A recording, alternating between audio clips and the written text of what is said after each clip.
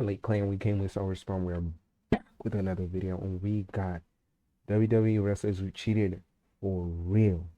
Y'all know these are wrestlers, bro, but they tend to cheat sometimes. If you're on the road with someone for too long, bro, you gotta walk back home, nigga. You spend more time with them, you know what I mean? So it's like, oh, yeah, it ain't that. It ain't yeet, you know. It ain't yeet, you know what I mean? But yo, let me stop playing, bro.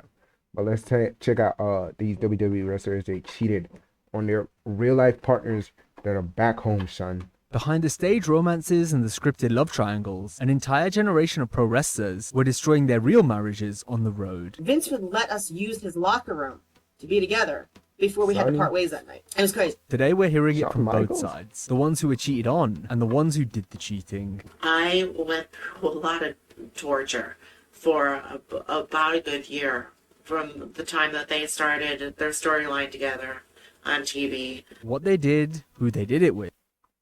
Whoa. Bombshell. So you telling me Triple H might have fucking cheated on China with Stephanie? But shit, when they say don't let your girlfriend stop you from meeting your soulmate, geyser. That's that And what it geyser cost shit. them. Jeff was in a hotel room with a very irate and upset Kurt Angle. There were all kinds of meetings because Kurt wanted to quit. One of them found out his wife was sleeping with a top star of the company from a voicemail he was trying to delete. I go, who's this? And she looks at me and says, Mark, I want a divorce. One of them was forced to feud in front of a paying pay-per-view crowd against the man who just stolen his Now, Vince, you a dirty motherfucker for this one.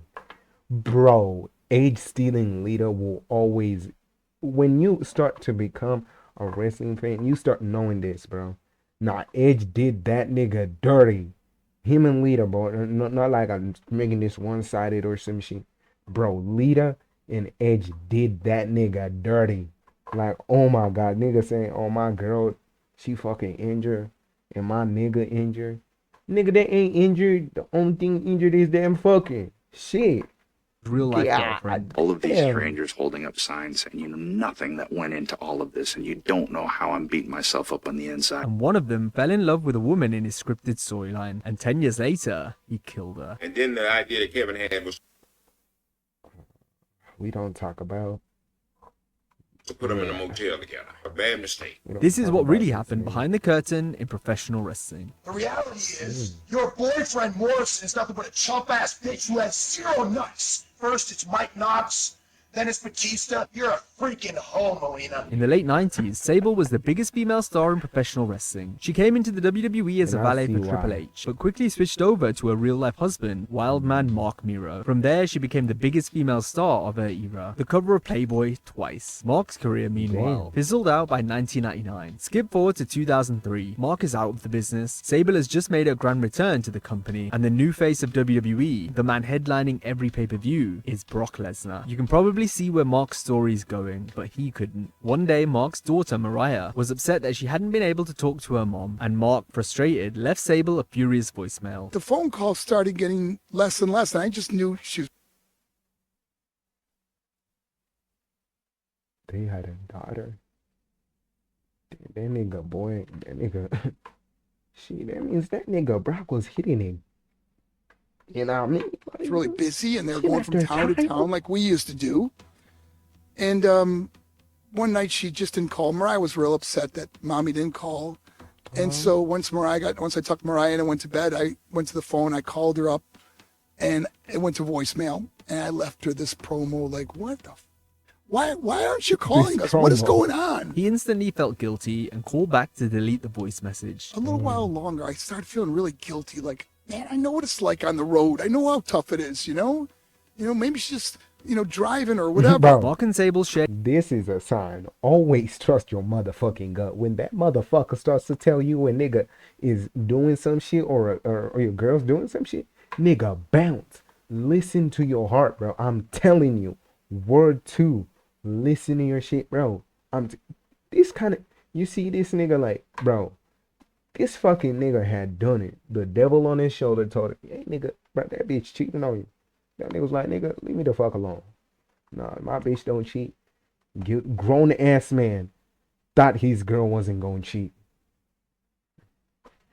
Each other's Fuck voicemail outta here, codes, bro. but to find his own message in the inbox, Mark had to scroll past hers first, and the first one he played wasn't his. So I called up her phone. I punched her code to get the voicemail that I'm going to delete because I don't want her to hear it. And it says, you have 2 unheard messages. And the message was Whoa, he went through her. Oh, he went to her shit. from a man saying, hey, you know, I'm really sorry about last night. You know, I was a little, you know, aggressive or whatever. You know, I can't remember exactly what it was, but it was obviously she was with somebody. I didn't know who it was. He confronted Sable, and her response was only 4 words. So I go to my message and delete my message. And I pick her up at the airport and I play the message for her back. I go, who's this? And she looks at me and says, Mark, I want a divorce. The other man, of course, was Brock Lesnar.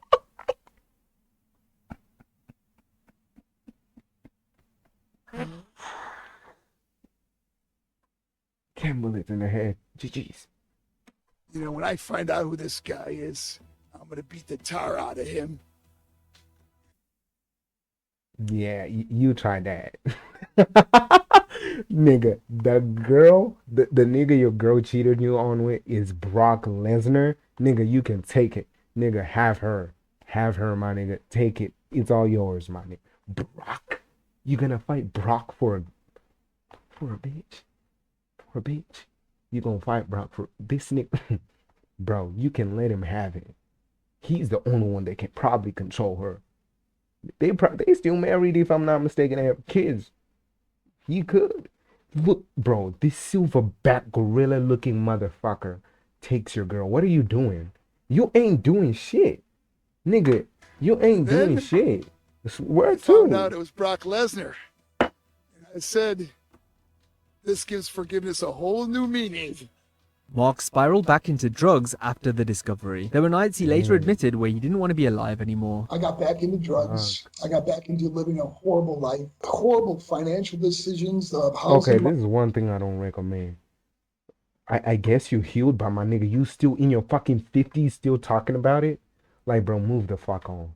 Like, what to she ain't mentioned your bitch ass long to the time. point where I just didn't even want to. I mean, man, I'm Today, not he's trying to- clean and he's publicly forgiven her, but Mark found out Thank alone God. from a voicemail. For other wrestlers, the betrayal didn't unfold in private. Sometimes the entire locker room knew the truth before the husband did. When Kurt Angle signed with TNA Wrestling in 2006, his wife Karen came with him. They'd been married for almost a decade. 2 years later, the marriage was over. The alleged reason was Karen's affair with Jeff Jarrett, TNA's other top star and Kurt's co-worker. Jeff, Damn. you know, had a reputation of always being the last one at the party.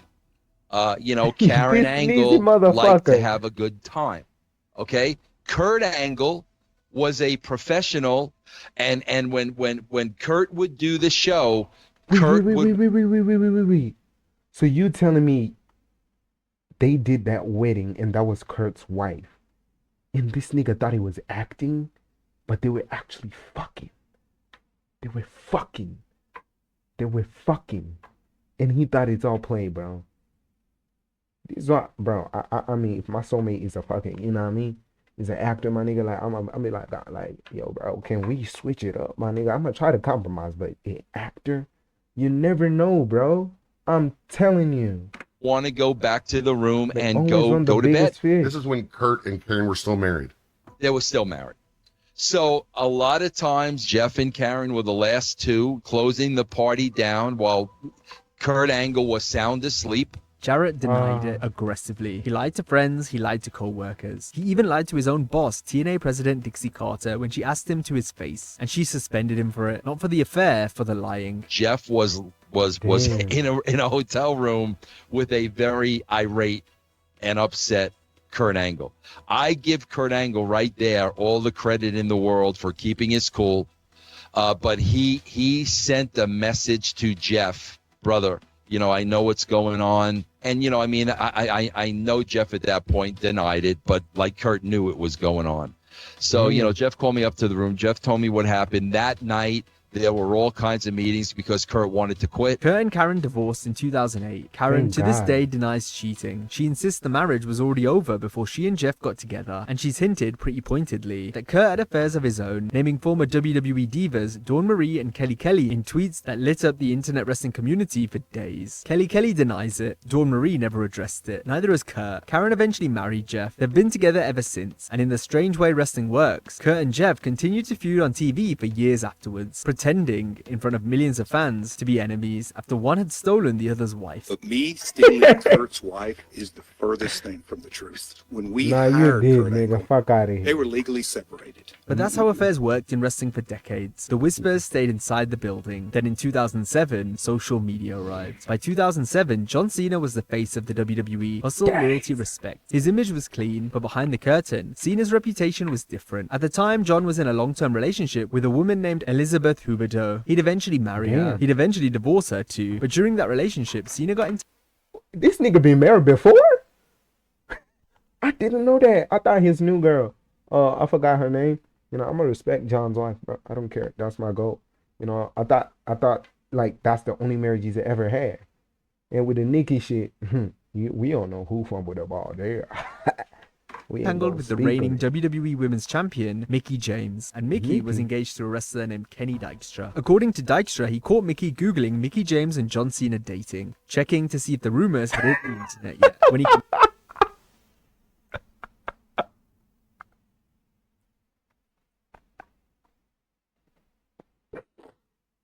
Gang. What the fuck?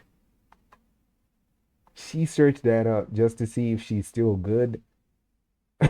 Like, bro. confronted her, she broke down in tears. So Dykstra went on Twitter and he started typing. He accused Cena of getting him moved to a different brand to clear the path. He accused him of jobbing him out. He also blamed him for getting fired. I don't know if there's any truth to what Mr. Dykstra says. Maybe he's just a wounded lover. You know, maybe she said goodbye and he couldn't take the hit. They were I think buying I a know house in this West nigga. Virginia, I don't know whatever. who he is, I don't but know I what's think going on. I've seen him before. I'm not privy to that. Nor do I care about that. Wait, isn't this that's John? Oh yeah, this is John's dad. I knew. Yo, this nigga looks. personal. Keep it personal. You know, why degrade a woman and yourself and a third party? Mickie James later downplayed the whole thing. That whole thing with Ken, and it's just like, it was a shame that he went out and did said the things that he did and did that, because I feel like a lot of it was a lie, and it was mostly just to Bro, kind I of don't know why. tell his- Okay, here, hot take. People like the night cheating. I know it's a disgusting act, but it's inevitable. At some point, somebody gotta cheat. Somebody gotta cheat. Somebody got to cheat. And if it ain't you, it's your partner. I'm telling you, word two. If it ain't you cheating, it's your partner. Unless you found your soulmate, my nigga. Yeah, y'all be cheating on each other, my nigga. Like, it's a gamble on some real nigga shit. Everybody is a cheater. Mickie, you were lying to my face. I know you cheated. book It's okay. sales or whatever. I mean, bro, this is 2007, 8, 9, John Cena. And then, okay, I mean, picture this. Your girl, the toppest star, not just in wrestling, in the world. He likes you. You got an engaged nigga. This engaged nigga is on the bottom of a card. He ain't doing shit. Nigga probably hasn't even won the Intercontinental or the US title. But you got a fucking 3-time or a 4-time at the time or a 5-time world champion, Royal Rumble winner. And you telling me you gonna choose your engaged nigga over that? Fuck out of my face. The case may be, but you know, it is what it is. Meanwhile, John Cena has never publicly addressed any of it. Sometimes the proof was a tweet, other times it was nothing more than a rumor that wouldn't go away. And in wrestling, that by itself was enough. Melina and John Morrison were one of the hottest couples in mid-2000s wrestling, but their relationship by every account was volatile, with a steady stream of cheating rumors running underneath all of it. The biggest one, that Melina had hooked up with Batista. The reality is, your boyfriend Morrison is nothing but a chump Who is ass one of who has these zero cases, nuts. man? Again. First it's Mike Knox, then it's Batista, The fuck is and Mike the whole Knox? time Morrison goes on like it's not really happening. It's just, you know, she doesn't really cheat on me. You're a freaking hoe, Melina. But Melina says it never happened. Batista You're freaking home, Elena. Like, nigga, acting like he's cutting a wrestling promo, bro. Has openly admitted to being a serial cheater on his then wife Glenda, but he's been adamant that him and Melina were just friends. He did confess that after his marriage ended, things with Melina did become physical. Whether the affair actually happened or not, Glenda, Batista's wife, believed it was happening. That belief alone was enough to break the marriage long before anything ever did happen. In wrestling, sometimes the gossip is the betrayal. It was a fun time, but at the same time, I felt like, well, I'm not going to be like some of these other guys like Nitro who just knows that his girlfriend's getting banged by, you know, Batista. Yo, this nigga Johnny was a fucking whore. Okay. Like, he didn't care if his do girl was about it? getting It's like, fucked. no. Most affairs in this industry try to stay secret. But I feel for him one- though. They are those type of niggas that know his girl's cheating, but that nigga will stay 10 toes down with that bitch. Like, I don't know, bro. Like, woman, there the are affairs niggas weren't like that. secret at all. She lived them out loud in broom closets across the entire WWE roster. Sunny was the original WWE diva, the most downloaded woman on AOL in 1996, back when most downloaded woman on AOL was a meaningful sentence. She was also, since her teenage years, in a relationship with another wrestler named Chris Candido. A high hot take. I'm not gonna lie. I think Sunny was a little bit overrated. She's not a baddie like that. Like let's be honest, bro. Like Sunny is y'all think she's a 10? Like Sunny a 10? Like I mean now she got arrested and some sweetheart, who shit. came up in the business right alongside her. But But as look Sunny's at her. star kept rising, Chris's stayed roughly where it was. The don't problem, in understand. Sunny's own words, was that she could not stop cheating on him. I never deliberately cheated on Chris. Ever. There was a time from 96 to 97 that Chris and I pretty much split up. What made me feel bad was I think it's because it was 90s and niggas just had a thing for blonde bitches. Honestly. Like that ass. Look at Sable. She was blonde, but she was bad. Okay. Hot take, Sable was better than Sunny, if we're being honest. Like, in terms of sex appeal, like Sable has that shit in the bag. Sunny, to this day, I still don't understand it. Even China look better. I get it. Like, there's a fetish for that muscle shit. I guess some niggas like that shit. But with Sunny, like, what the fuck? I'm not even like, I don't know, bro. She was in a 10. She wasn't bad like that though. Like, where to? I don't see how watching bad she her was. watch Chris work in the ring while motherfucker fucking her from the back. I'm not gonna call no names, Brian Lee. I ain't gonna call no names, Brian Lee. But anyways, I'm just saying it was just unfortunate that in that time in that era, that motherfucker Somas had her by the coochie. I'm sorry, but it had her. The most infamous of those affairs was with Shawn Michaels in the Nah, absolute this one- prime of his career. we According all to know Sunny, the this affair one. started after Shawn got beaten up at a bar one night. He showed up at a hotel room door covered in blood. Sunny stayed by his side and got him a plastic surgeon. The active care was what made Shawn fall for her. What followed, in her own words, was an affair conducted in all sorts of places. He's looking over my head, like just, looking over my head, and all of a sudden he goes, "You feel that?" I went, "Matter of fact, I do." Right. I think you know what I mean about, "Do you feel that?" The only people who knew that Sean and I were actually together was the Clique and Vince. Vince Right. McMahon knew. Vince was supportive. Sean and I would be at catering getting like a Diet Coke, and Vince would walk up. "So, how are we doing today?" Am I surprised? This nigga had a fetish for Sean. He had a thing for Sean and fucking Sunny. I stand by Bret Hart. Yo, that nigga Bret, bro. yo, y'all seen that clip one time of Bret say, "Yo, Vince had a thing and Shawn Michaels had a thing." Like, that nigga has something against Shawn and Vince till he died to the grave, bro. Y'all better write on that nigga's tombstone, like, bro, Bret is that ass, like, one of those, like, he's a hater. Like, he's one of the top haters. Like, it's so fucking funny, bro. That nigga hates Shawn. He hates Vince. He Oh, hates like, 'cause he knew everybody, Vince bro. was like, I guess he was actually he was never one for intercompany relationships back then. But hell, when his top guy and his top girl, They had threesomes. I fucking said it. Argue with your mama. They did. I think. But, we'll never know. We'll never know. But it probably was, son. we're getting together. He had no problem with it, no issue. Vince would let us use his locker room to be together before we had to part ways that night. It was crazy. I mean, there was a lot of crazy Bro, stuff going around in that I'm locker room. telling with you, Sean. some- I was in love with Sean. The three of them. We were together for about 9 months. It was incredible. And I'm on the phone with Sean because we had a couple of days off. And he goes, I want Nice. you to move in with me. And I said to myself, if I do this, Chris will kill himself. Because that will basically be the final break with Chris. I said, don't hate me, but I can't come to Texas. He was like, why? Why not? I said, I think I want to work things out at home with Chris. Oh, you're fucking stupid.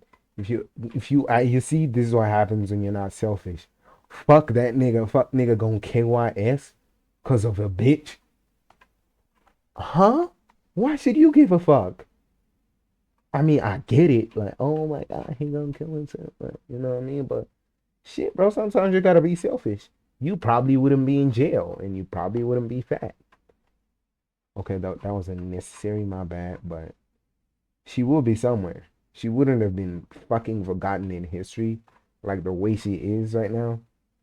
But like, yo, you chose over Chris? Who the fuck is Chris? If I ask, who is Chris? No one gives a fuck about Chris. Something about niggas named Chris in WWE wrestlers, just a wrestler, like something wrong with him. They got Chris, whatever the fuck his name is, Chris B. Y'all know that nigga, like what the fuck? Oh my God. All hell fucking broke loose because Chris and him hated each other. And the fact that I chose Chris and try to work things out with him over Sean, his ego. And that's 90s Sean. You don't want to fuck with 90s Sean. What? Ask anyone who shared a locker room with Shawn Michaels in the 90s. This nigga was a dickhead, jackass piece of shit. This nigga didn't give a fuck. You know, yo, bro, Shawn Michaels was like the best in the world, and he fucking knew it. And he would make sure you would know that shit every day. And you gon' fucking ego, bro. You always on the ego boost this nigga. Fuck up his ego and you gonna see. It took a bullet to his ego. Chris Candido, who traveled with Sonny constantly, insisted publicly that nothing happened. I would, like to just believe that nothing happened. If something so of course we questioned it. It caused arguments between us and stuff like that. But I mean, there's nothing she could have done about it. I mean, there's stuff is going to be said because she was the only girl. Plus, she was the top girl, and Sean's the top guy. The fucked up thing is, my brother, he didn't fucking want to believe it. Like, when people are like, oh, Chris must have been into it. It's like, dude, I saw him trying to fucking hang himself. Like, he wasn't into it. Trust me, he fucking hated it. If Shawn Michaels hadn't been Shawn Michaels and he got sideways with Chris Candido would have broke him in 15 pieces and shoved him up his own ass. But Chris wasn't going to do that. In 2005, Chris Candido died suddenly. He was 33 years old, and Sonny, in an interview she gave years later, has asked the question that still haunts her. He never found out. The thing is, if Chris ever found out about Sean, he either didn't want to believe it or overlooked it and accepted it. Right. Because he loved me that much. Sadly, she'll never get an answer. But for the next man in our story, there was no question. The betrayal wasn't private. It was the most public scandal in WWE history, and the company turned it into pay-per-view. If Sable was the queen of the late 90s, Lita was the queen of the early 2000s. Alongside Matt and Jeff Hardy, she was the third pillar of one of the most beloved acts in wrestling history, Team Extreme. Lita and Matt Hardy weren't just stablemates, they were in love. To the fans, they were the fairy tale couple. Then Lita got injured. While she was up the road recovering, Matt kept grinding. Then she came back, and almost immediately, the universe handed Matt the same injury sentence she just served. Now Matt was the one stuck at home, while Lita was traveling the road. It was Matt that got injured? That's way worse? Bro, you know, all of this time, I always thought that Edge and Lita got injured at the same time. Then they started fucking. No. They waited for this nigga to get injured. Nah, y'all niggas foul for that, bro. Hotel after hotel with one of Matt's best friends, foul. Adam Copeland. Edge. What started as two co-workers grabbing dinner after a show cracked open one night into something else. She tried to do the right thing, told Edge they had to step back, figure out what was real. It didn't last. December 2004, Matt finds out. The reaction was nuclear. He kicked Lita out of the house immediately. He went on the internet when it was still a brand new and unexplored weapon and torched both of them publicly. I just don't think he knew how to react. So he reacted in the only way that he thought he could get something out of it. You were hearing something you weren't supposed to be hearing. You know, you drag our personal lives out for everyone to talk about, like it's anyone's business. Edge was the biggest star at the time. Matt was beloved but seen as expendable. So in April 2005, Matt Hardy was released. The Office, I think that was the final straw, and like saying that there was gonna be too much trouble, and then I was gonna end up being released. But the fans wouldn't let it go. I love you. Yo. Every Edge match was drowned in chants of "We want Matt," and Bro, so Matt, that ass got that first, what is it called? Who end up coming back, what's his name? R-Truth. He's one of the, he was the first one to get one of those chants. We want Truth. We want Crossbite. You don't know how that, we want Kyrie. We want, I won't say we want Wyatt 6. Damn. We want Alistair. We want Black. That would sound so wrong. Fuck no. You screwed Matt. All of these strangers holding up signs, and you know nothing that went into all of this, and you don't know Yeah, how I'm right, beating man. myself up on the inside. And if the only positive that can come from that is that I am the most despised guy in this industry, I'm going to use it, and I'm going to get to the top. So WWE rehired Matt and monetized the affair. Why would you make? Why would you do it? There's obviously something missing there for me to go fall in love with somebody else, man. The on-screen feud between Edge, Lita, and Matt drew massive heat throughout 2005 because the fans knew it was real. It's an opportunity for both of us to really step up to the plate, show what we could do on our own. It was a lousy way to get there, but it was kind of cathartic and therapeutic for The all fact of us. they made this a storyline is Let's crazy. get that out of our system. And they had a match. forward. Real life, monetized for pay-per-view. The boyfriend forced a feud in front of millions of people against the man who had taken everything from him. It's one of the most publicly humiliating affairs in wrestling history. But Nah, the next this was one a might be worse, humiliation because in this ritual. one, the boss of the entire company helped cover the affair up. For 4 years, China believed that she was going to marry Triple H. They'd come up together in DX. They lived together. They bought a house in New Hampshire together. He was, by every measure she had, They had a house. her future. There was just one detail nagging at her. There was no ring. China asked, and Triple H said it was coming soon. Then his attitude changed. He grew distant. China asked him point blank if something was going on. He told her again and again, no. So one day while he was away, China picked the lock on his briefcase. Inside, she found a love letter from Stephanie McMahon, dated a year earlier. How'd you find out he was cheating? How'd you catch him? I found a note, actually. Yeah, I found a note. Like a written note? A written note What did it say? from Stephanie, like tucked away in his briefcase. What did the note say? What was in the note?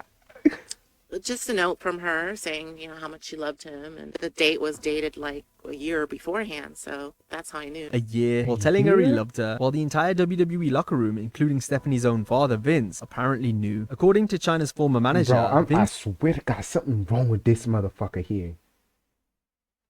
This nigga right here, this nigga was a dirty bastard. I'm telling you. Bro, like, what the fuck? Ew. He let that shit with, what is it called? The fucking Sean and Sonny shit. And now the fucking Stephanie and Triple H shit. And the Matt and Ed shit. He turned that shit into a story. This nigga was a snithering motherfucker. I swear to God. I mean, oh my God, nigga. Like, this nigga was down bad. Money can't unlame a lame ass nigga, but goddamn, Vince, you a dirty motherfucker. Sheesh. It even helped to cover it up. He paired China with Eddie Guerrero on the road, specifically so Triple H and Stephanie could travel together for the storyline. Bro, what? Father of the fucking year. Vince fucking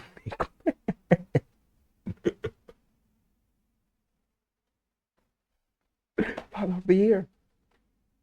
But she did end up getting married, but I guess so. Shit. Except it wasn't a storyline. The on-screen ring Triple H gave Stephanie, she got that one in real life. When she confronted him with the letter, the fight was apocalyptic. It was their last conversation for years. She walked out of that house with what she was wearing. I went through a lot of torture for about a good year from the time that they started their storyline together on TV. Triple H to this day sees it differently. He told Howard Stern that technically he wasn't cheating. And there's a misconception of the way that things ended with us, but you know, it was our relationship had gone downhill. There's a period of time where we were separated, and you know, things happened in between, and then you know, you kind of partway get back together, and it really wasn't a. You fucked your way up the top out of the card. I feel like, yo, yo, that's a joke. Jesus Christ. Full-blown But he relationship did, at that though. time. He fucked his way up the card. So I see Literally. you weren't cheating. You're saying? Yeah, I don't see things the same way she does. always sees it that way. Yeah, you know, Nah, he's he- dating he- China, who's a big star at that point. Right, which supposedly they weren't dating at that point. Okay. They had a house together and were trying to get out of Bro. the house or whatever. I'm telling you, never let your boyfriend or your girlfriend stop you from meeting your soulmate. And this is what the fuck happened. Triple H and Stephanie are happily still together. They're happily still married. Everything is going well. And well, China.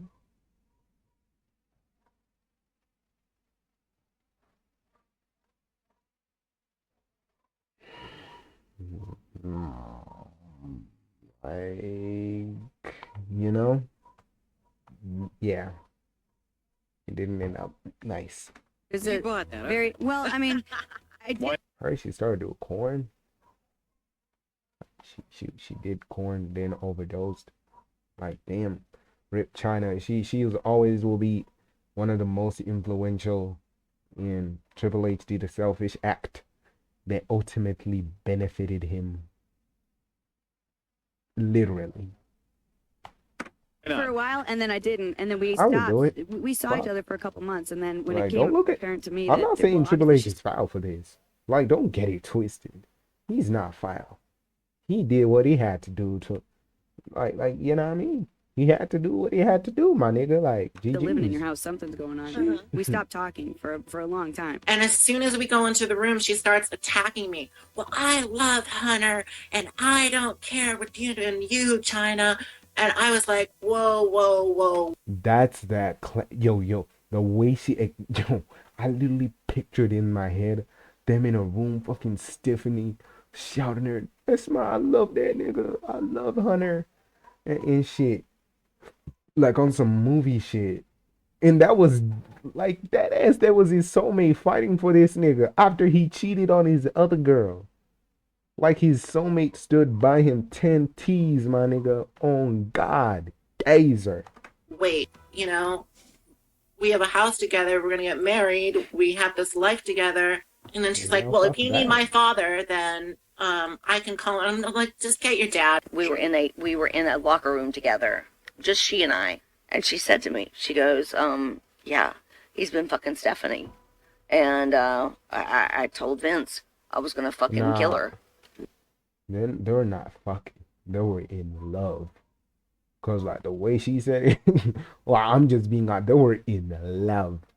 And have you ever seen the way they describe their love? Like shit, this shit is torture. Really? The Yeah. shit they describe And she it, goes, it's that's like why I they don't were have a job in love. anymore. She passed away in 2016. She and Triple H never reconciled. But there is one final story we have to tell, and the ending to this one isn't tragic, it's horrifying. In the mid-90s, WCW bookers had an idea. Take Kevin Sullivan, a veteran wrestler and one of the company's lead bookers, take his real wife Nancy, a manager known to fans as Woman, and put her on screen in a torrid affair with the rising star Chris Benoit. But Kevin Sullivan, the man writing the storyline, made one critical decision. He decided that Nancy and Chris had to travel together constantly, stay in the same hotels, sell the affair to the audience as completely and convincingly as humanly possible. You can guess where this is going. And then the idea that Kevin had was to put them in a motel together. Bro, bad mistake. But they put them in a hotel together to try to get the angle, and I think that's where it started. So sometime when you own the gimmicks and, you know, everybody's on it. You know, Nancy got rest her soul. She took the gimmicks too. I took them, everybody. Everybody took gimmicks. Chris Benoit, by Sullivan's own account, was reluctant. His wife at the time was pregnant. He didn't want to upset her. Sullivan told him it would be fine. We weren't living together for 8 months, and I knew she was going to end up with somebody because I wasn't going to be staying there. I didn't know it was going to be Chris. You know, he had a 2-week-old baby. Remember what I said earlier? Sometimes don't cheat. Bro, imagine leaving your partner just to be with your murderer. Fuck. That's deep. When this thing all transpired with his wife. The storyline ran for over a year, hotel after hotel, shit. city after city. A scripted intimacy that, performed for long enough, eventually stopped being scripted at all. And the other thing, and Nancy and I were having problems at the time anyway. And I kind of knew what was going on. Both marriages ended in 1997. Chris and Nancy got together for real. They got married, and in 2000, they had a son, Daniel. For nearly a decade, it looked like the kayfabe romance had bloomed into a real love story. In 2003, Nancy filed for divorce, citing the marriage as irretrievably broken. She withdrew the filing 3 months later, but something in Chris had started to change. He was a man whose body was breaking down. 2 decades of wrestling in a style that was could have divorced him, bro. punishing even by wrestling standards. Diving headbutts, head trauma compounded on head trauma, in an era where nobody was counting. And then, in June 2007, in their home in Georgia, Chris Benoit murdered Nancy and their 7-year-old Daniel before taking his own life. When the medical examiners later studied Chris Benoit's brain, they found neurological damage so extensive that one researcher compared it to the brain of an 85-year-old Alzheimer's patient. The toll of 2 decades of unprotected head trauma. That doesn't excuse what he did. Nothing does. But it complicates 85-year-old Alzheimer's? Jesus Christ. Is the question every wrestling fan has had to ask themselves in the years since. How did the chemistry between two performers in a scripted storyline decades earlier end here? Kevin Sullivan, the man who put his own wife on the road with Chris Benoit to sell a fake affair, has had to live with that question longer than anyone. I was all business with that thing with Benoit.